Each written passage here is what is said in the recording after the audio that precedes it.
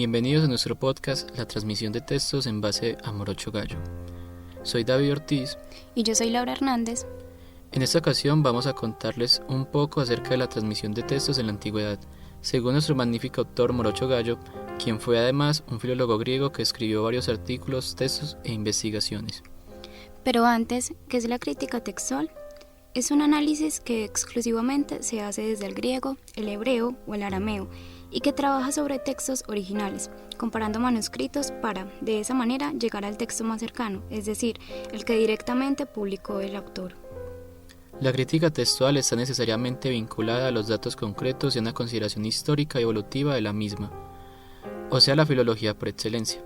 Los filólogos deben juntar tanto la historia del texto como la restitución misma, además de cómo fue transmitido en el tiempo. Dicho esto, vamos a empezar por contarles que, antes de que se inventara la imprenta, solo se comunicaban las escrituras a otros, aparte de la lectura pública. Las personas que copiaban palabras a mano se llamaban escribas. Estos, en ocasiones, omitían palabras o añadían contextos a lo que copiaban, en un comentario a la margen. Y otro quizás se preguntaba si era una corrección y lo agregaba como texto en las escrituras. La importancia de las ediciones se volvió relevante al entender que las mismas, independientemente de que cada edición fuera única, se dividían en categorías con propósitos específicos, entre estos el de ostentar y apreciar la belleza de una obra en todo su esplendor, volviendo así a las ediciones una jerarquía que iba desde las más baratas y sencillas hasta las más costosas y completas, adjudicándoles un valor relacionado directamente al comercio. Después de la época micénica, pareciese que los griegos dejaron de lado la escritura. En Grecia, los libros no se generalizaron hasta el siglo V, y al hacerlo, no dejaron de lado la oralidad. Debido a todo esto de las tragedias, era muy poco el público lector, porque incluso en la época arcaica, donde existían estas escuelas, pareciese que todo se trataba oralmente.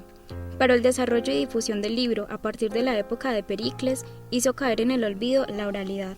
A propósito de las tragedias, no se sabía si ellos aprendían todo de forma oral o tenían un texto predispuesto tanto para coristas como para autores. En la época prealejandrina, la principal transmisión de los textos se daba de forma oral, y eran ligeramente cambiados por quienes los transmitían, así cambiando y dejando corrupta la versión del momento o la original del autor. Además de eso, los editores solían realizar distintas versiones del mismo texto dependiendo hacia quién iba dirigido, logrando así una ambigüedad entre versiones. Al periodo helenístico corresponde la elaboración del famoso canon alejandrino que tanta influencia tuvo en la literatura posterior, pues los autores en él contenidos eran y fueron los verdaderos modelos para la imitación literaria en los diversos géneros. Los alejandrinos constituyen tal vez una de las mayores aportaciones a la civilización helenística. En esta época se fundó la Biblioteca de Alejandría, que en sus mejores momentos llegaría a contener hasta 490.000 volúmenes. Con posterioridad, adherido a ella, se construyó el Serapeum, donde se guardarían 43.000 volúmenes más. En esta época, también, se prefirió más la comedia que la tragedia. En suma, a pesar de estas deficiencias, no se puede negar que la crítica textual de Alejandría constituye una de las mayores aportaciones de la civilización helenística en la historia del pensamiento y de la cultura europea.